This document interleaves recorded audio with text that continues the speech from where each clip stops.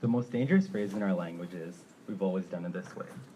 Deep in the heart of the JP2 jungle, where you can hear 1,400 panthers rumble, home of a triple gym, a greenhouse, and one snake, there are things that need to follow a routine. But this is a story of how the students, the most Eastern Catholic secondary school in Toronto, decided to change the things that we could. Welcome to JP2, where Spirit is headed by our main councils, the Executive Student Council, the Health Action Team, and the Environmental Council, which each host their own events. From breakfast clubs to talent shows and multicultural events to community cleanups, our school is filled with a level of spirit which echoes on a global and local scale. To avoid overlap, we had general council meetings to coordinate the planning of these events. On the first Monday of each month, our councils would meet up to discuss the agendas we had to fulfill by the end of the year. But we weren't looking at the big picture. We'd advertise our events, shove posters in our students' faces, expect them to come, and the engagement stopped there. We came to the conclusion that there was an absence of student voice, which was an obstacle that we needed to overcome. Why? Well, as student leaders, we needed to be the ones to voice the opinions of students who weren't as involved as we were. And so we realized that never has it been emphasized under one moderating body, how students felt about our classrooms, our events, and the facilities that they use. We needed to bridge the gap between administration and the student body. There was a stigma that enforced that administrators were the only decision makers in a student's education. Students were hesitant in voicing their opinions because of the fear that they wouldn't be heard. However, administrators were willing to listen to what they had to say. They actually cared. We recognize that student voice is an essential part of a student's well-being. As student council members, we needed to evolve out of the generalized title as event coordinators. So, with a generous kickstart of our moderators, as councils, we put our heads together and we branded our initiative as OSV, Operation Student Voice.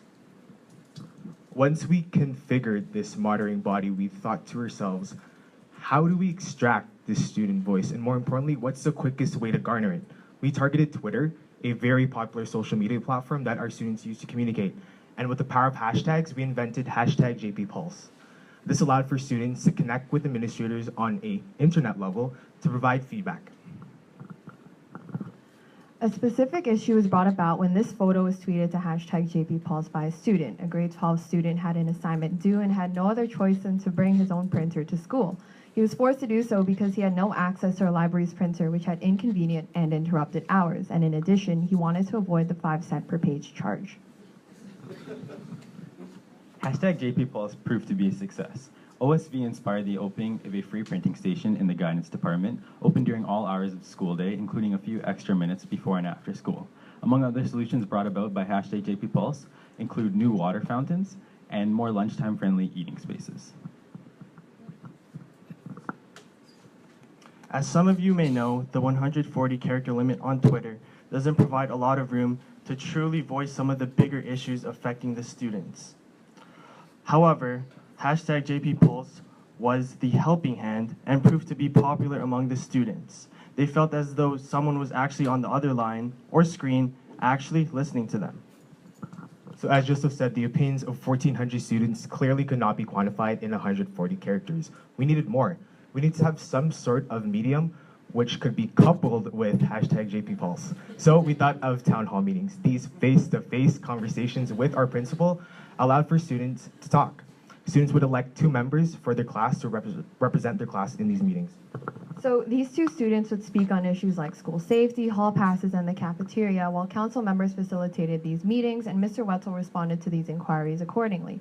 Since the beginning of the school year, we've been able to run 2 town hall meetings in the library, which is equivalent to 8 hours of footage on YouTube for anyone who's truly passionate about student voice. Be our guest.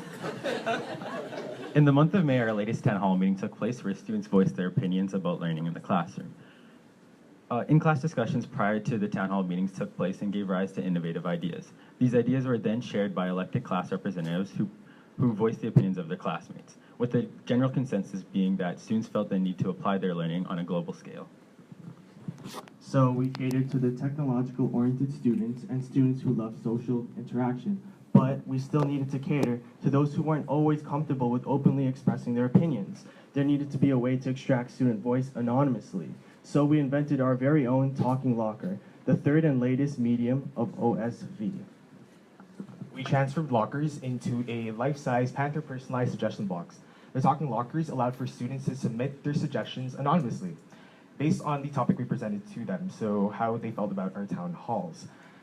Ultimately, it was an attractive meeting for those who didn't want to voice their concerns over Twitter and who didn't want to speak up at town halls and instead wanted to do so anonymously. The idea behind the locker is that it would be placed for a 2-week period in a location pertinent to the question. So, for example, in our first round, we asked how students felt about the cafeteria. So we placed it smack dab right outside the servery. So what this allowed for was that we were able to maintain the novelty of the talking locker. A popular suggestion that came out of our OSV campaign was the need to cut down on announcements. Seeing that students are bombarded with information twice a day over the PA, it's easy to understand how messages get lost in the chaos. Thanks to our new TVs and our recently released application for Android and Apple, students are able to view these announcements on these TVs and their new smartphones.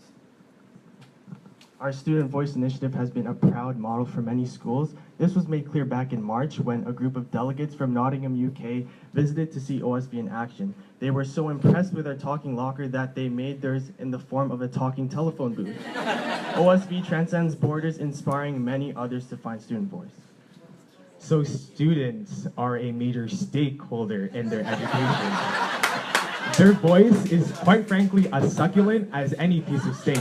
But it is through the understanding of the tenderness of the steak that we truly open our eyes to the extent of this initiative. So at first, the regular practice of student voice was rare, but we came up with mediums, and through these mediums, I'd say it's a job well done.